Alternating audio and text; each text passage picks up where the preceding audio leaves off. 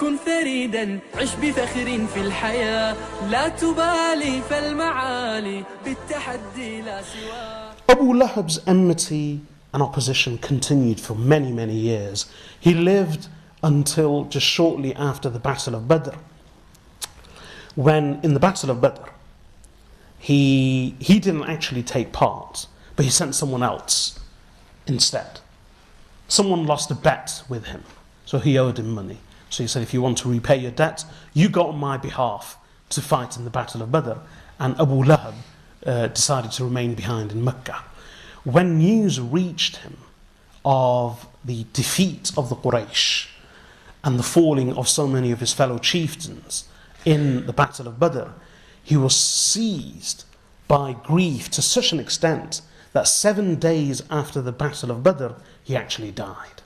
But before he died, boils broke out all over his body. And the Arabs, they had a special name for this particular disease. And they feared this disease of boils breaking out all over the body as much as they feared the plague. So Abu Lahab, who was actually very handsome, very rich, wealthy, he was honoured. When boils broke out all over his body, they abandoned him. And he died in misery and loneliness. In fact, his body remained inside the house decomposing for 3 days. Nobody approached him out of fear of contagion.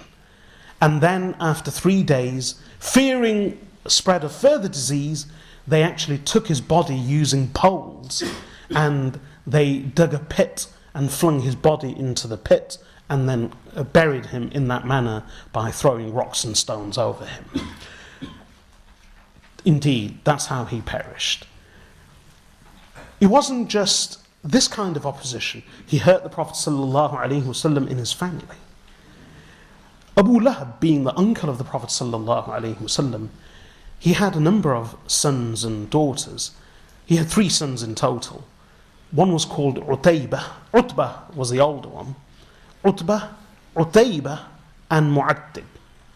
Utbah, the eldest son, he was actually betrothed to the Prophet ﷺ's daughter Ruqayya radiyallahu anha. So Ruqayya radiyallahu anha was married to Utbah. And the younger daughter, Kulthum radiyallahu anha of the Prophet ﷺ was married to Abu Lahab's second son, Utaybah. So Utbah and Utaybah were both married to the 2 daughters of the Prophet ﷺ, Ruqayya and Kulthum. So in essence, the 2 daughters had married their father's first cousins. Because Utbah and Utaybah were the cousin brothers of the Prophet ﷺ. Now, although the marriage had taken place, the marriages hadn't been consummated. But the marriages had taken place. When the Prophet ﷺ announced his prophethood, and not just announced his prophethood, but later when Abu Lahab began his opposition, especially after a couple of years into prophethood, Abu Lahab and his wife Jamil both summoned their 2 sons, Utbah and Utaybah. And they said to them, we demand that you divorce the 2 daughters of Muhammad. And the Prophet ﷺ, when he realized how things were, he himself told his daughters to request a divorce from their husbands. So Utbah divorced Ruqayya radiyallahu anha. And Ruqayya radiyallahu anha was then married by the Prophet ﷺ to Uthman radiyallahu anhu. And Uthman radiyallahu anhu and Ruqayya radiyallahu anha were one of the first people who emigrated in the 45th year of the Prophet ﷺ's life and the 5th year of prophethood to Abyssinia in that blessed hijrah. Both husband and wife went together. The second son, Utaybah, he was a bit more violent. Be careful. Utbah radiyallahu anha, the older son, he actually embraced Islam later in the 8th year of Hijrah, the conquest of Mecca. And so did the third son, Mu'attib. So Mu'attib and Utbah radiyallahu anhuma are both companions of the Prophet sallallahu alaihi wasallam. and they both embraced Islam, and they fought alongside the Prophet ﷺ in the Battle of Hunayn in the 8th year of Hijrah. So in Hunayn, where Allah reminds the believers of how, despite their huge numbers, they initially suffered a setback.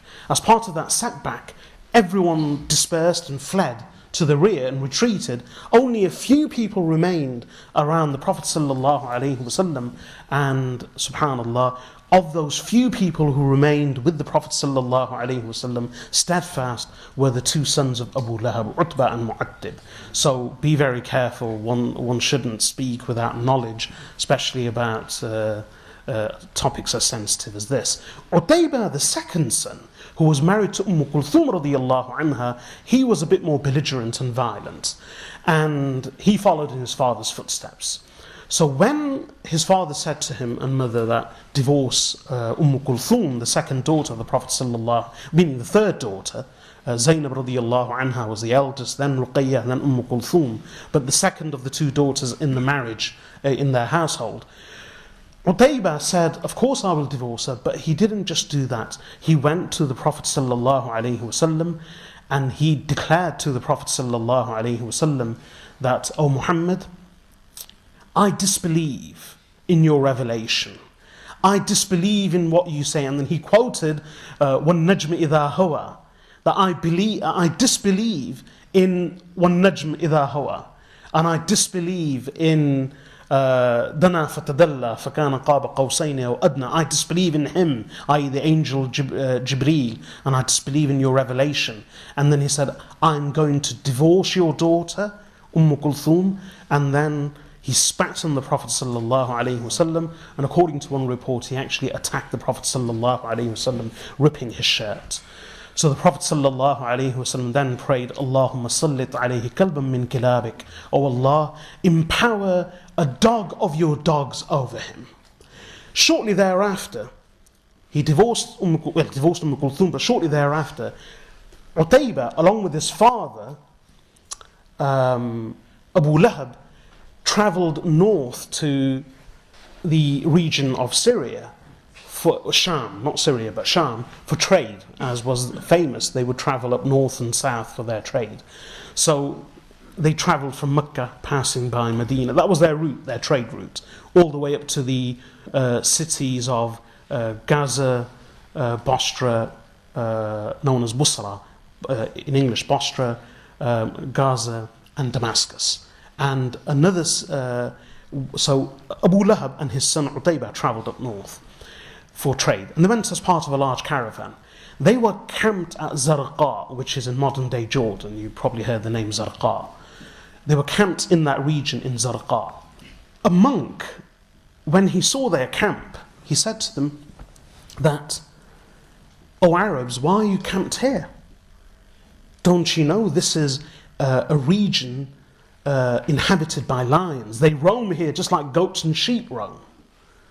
So the Arabs, fearing for themselves, they broke camp, and the monk invited them to the monastery.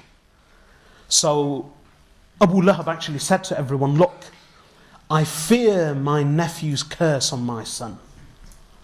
So everyone gather and go inside the monastery. So they all came inside the monastery. And when they rested at night, what they did is that they used all their luggage from the caravan of camels, and they built a border and a fence around their sleeping quarters inside the monastery.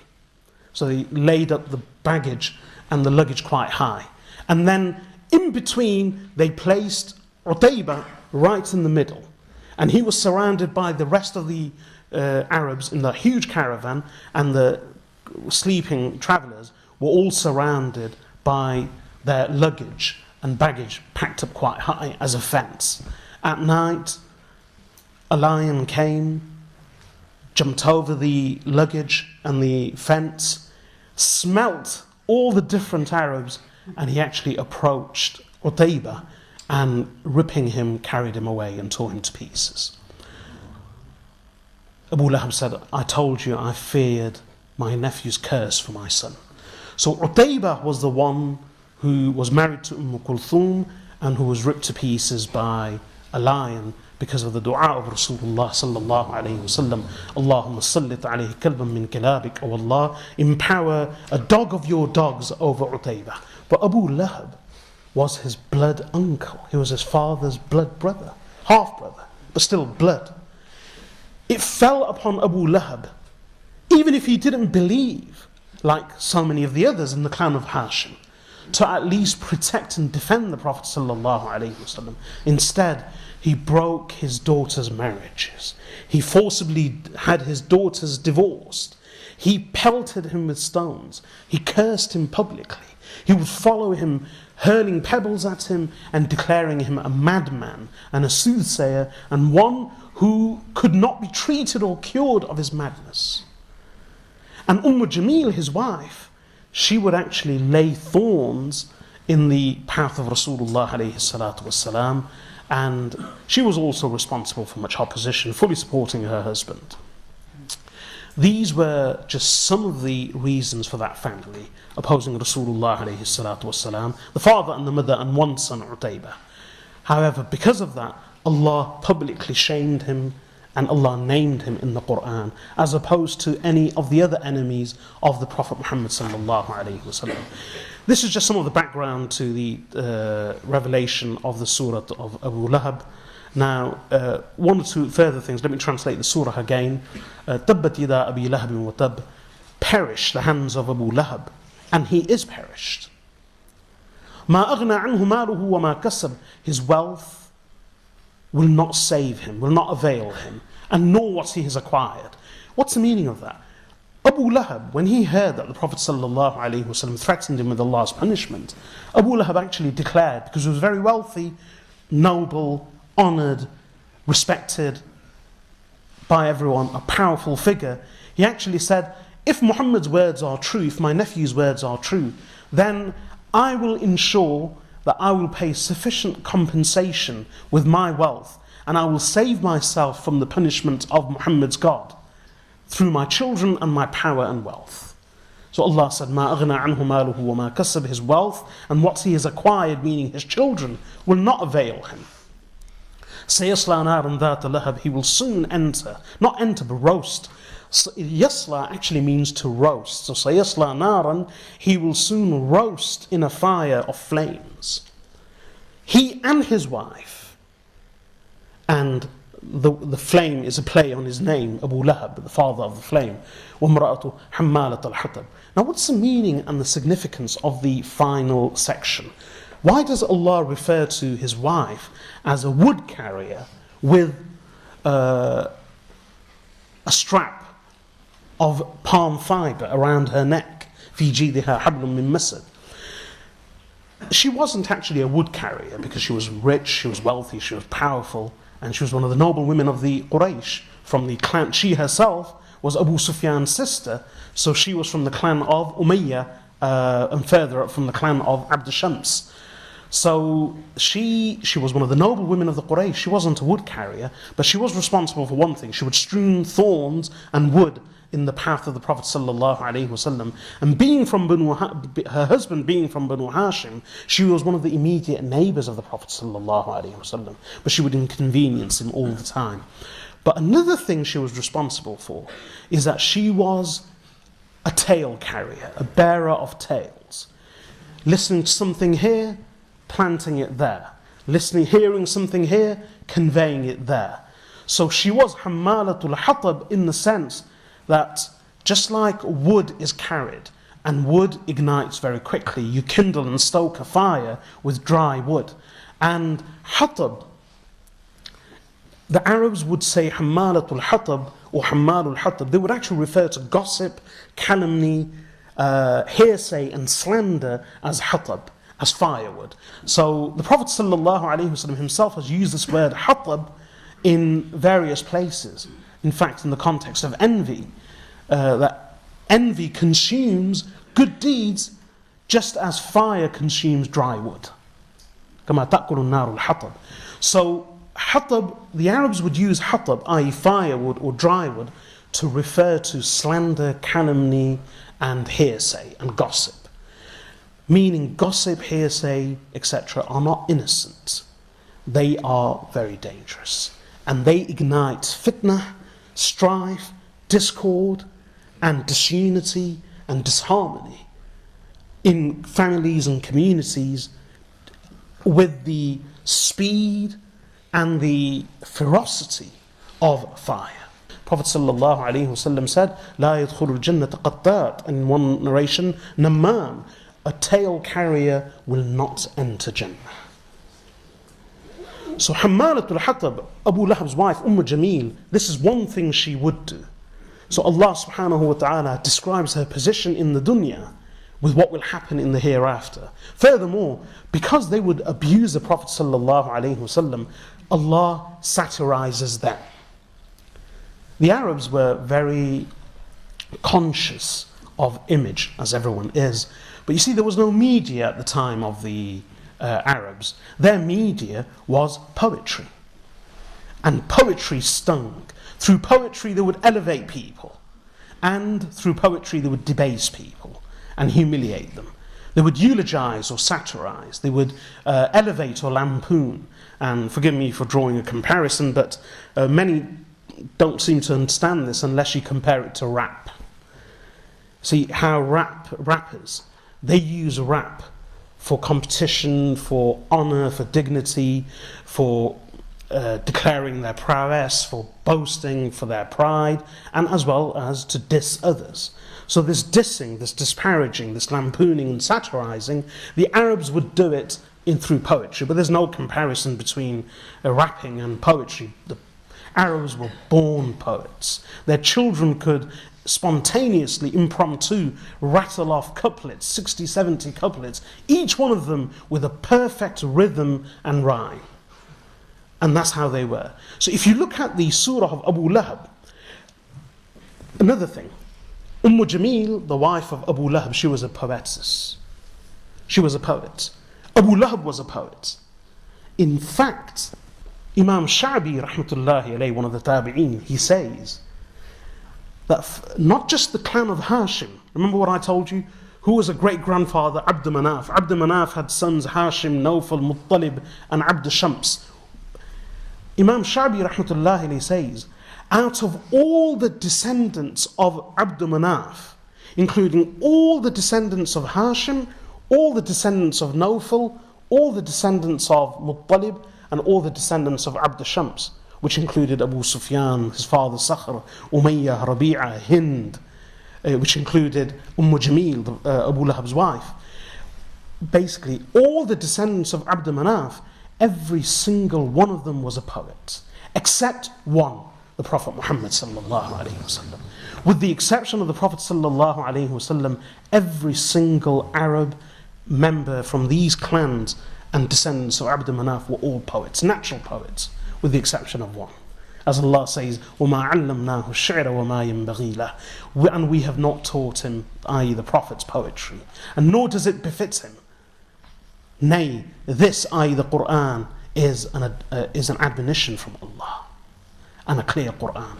So Abu Lahab's wife, Jamil, she was a poetess, and she would like to satirize the Prophet sallallahu alaihi wasallam in verse and in rhythm. So Allah subhanahu wa ta'ala, surah answered her, تَبَّتْ يَدَا أَبِي لَهَبٍ وَتَبَّ مَا أَغْنَى عَنْهُ مَالُهُ وَمَا كَسَبَ سَيَصْلَى نَارًا ذَاتَ اللَّهَبِ وَامْرَأَتُهُ حَمَّالَةَ الْحَطَبِ فِي جِيدِهَا حَبْلٌ مِّن مَسَدٍ. So when she heard this, she was shaken. She came straight to the Prophet sallallahu alaihi wasallam, looking for him, carrying stones in her hand to pelt him with. That Muhammad dares to satirize me. Indeed, these words shook her. So when she arrived, this was in Mecca, Abu Bakr radiallahu anhu was sitting there next to the Prophet sallallahu alaihi wasallam. So Abu Bakr radiallahu anhu saw Jamil coming, angry, rushing towards them with stones in her hand. Abu Bakr radiallahu anhu said, "O Messenger of Allah, it would be wise if you moved aside." So the Prophet sallallahu alaihi wasallam said, "Don't worry, she won't be able to see me." Indeed, she came and stood right in front of the Prophet sallallahu alaihi wasallam, and Jamil said to Abu Bakr, where is your companion Muhammad? He dares to satirize me. How dare he lampoon me with these verses? I have heard that this is what he says. And then she recited Surah Abi Lahab. So then she went off. The Prophet ﷺ told Abu Bakr radiallahu anhu that I told you Allah will allow me to be hidden from her at this time. So she was a carrier and a bearer of tales. And Allah subhanahu wa ta'ala wanted to show her in the worst light possible. And on that occasion, she said to Abu Bakr radiallahu anhu, Abu Bakr, Ibn Abi Quhafa, your companion Muhammad says of me that I'm a wood carrier. The whole of the Quraysh knows that I'm one of their noble women. I'm no wood carrier. So she wasn't a wood carrier, but Allah subhanahu wa ta'ala is merely describing her as a wood carrier with a halter and a strap around her neck full of wood. Wood of what? Firewood of calumny, allegations, hearsay and gossip. But in the akhirah, she will have a strap of iron around her, and she will feed wood into the fire that will stoke and ignite the fire further beneath Abu Lahab. This brings us to the end of the surah. Allah subhanahu wa ta'ala enable us to understand.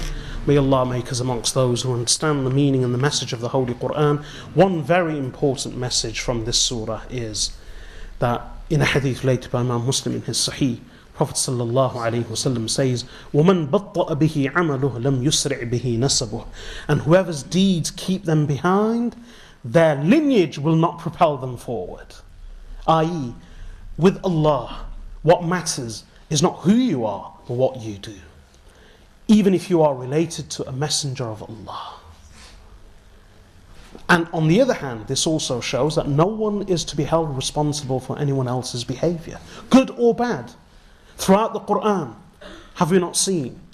Allah subhanahu wa ta'ala says in Surah Al-Tahrim, ضرب الله مثلا للذين كفروا امرأة نوح وامرأة لوط كانتا تحت عبدين من عبادنا صالحين فخانتاهما فلم يغنيا عنهما من الله شيئا وقيل ادخلا النار مع الداخلين. Allah gives the examples of two wives, the wife of the Prophet Lut and the wife of the Prophet Nuh. Even though they were in the household, in the marriages and in the family of two of Allah's most pious servants, when they disbelieved in Allah and they were guilty of gross misdeeds, and they did not support their prophets' husbands. The fact that their husbands were the prophets of Allah, Allah says, فَلَمْ يُغْنِيَ عَنْهُمَا مِنَ اللَّهِ شَيْئًا. These two, i.e. Nuh and Lut alayhim as-salatu was-salam, did not save their wives or protect them or avail them in any way with Allah. And it was said to both of them, the wives of Lut and Nuh alayhim as-salam, enter the fire. Similarly with Abu Lahab, the fact that he was the uncle and the blood of Rasulullah alayhi salatu wasalam did not save him. On the other hand, no one is responsible for anyone else's behavior. Did not Nuh alayhi salam have a son and a wife whom Allah subhanahu wa ta'ala declared to be unfit to be members of the family? Did not Asiya radiyallahu anha have Fir'aun as a husband? No one can blame Asiya radiyallahu anha or hold her to account for what her husband did, even though he was Pharaoh. Did not Ibrahim alayhi salam have his father Azar? And so on. What the Quran tells us clearly, and what the Hadith tells us clearly, is that no one is responsible for anyone else's behavior. And no one can benefit from anyone else's behavior, not in the broad sense, of course, we all benefit from each other's behavior, but in terms of salvation. If our deeds mean damnation, then our lineage or blood or relationship with someone will not simply mean salvation, unless Allah grants shafa'ah and permission to intercede, which is a different matter. But as the Prophet ﷺ said very clearly, مَنْ بَطَّأَ بِهِ عَمَلُهُ لَمْ يُسْرِعْ بِهِ نَسَبُهُ. Whoever's deeds keep him back, his lineage will not take him forward. And that's one other important lesson from this surah, that of all his enemies, the only person to be mentioned by name is actually his uncle.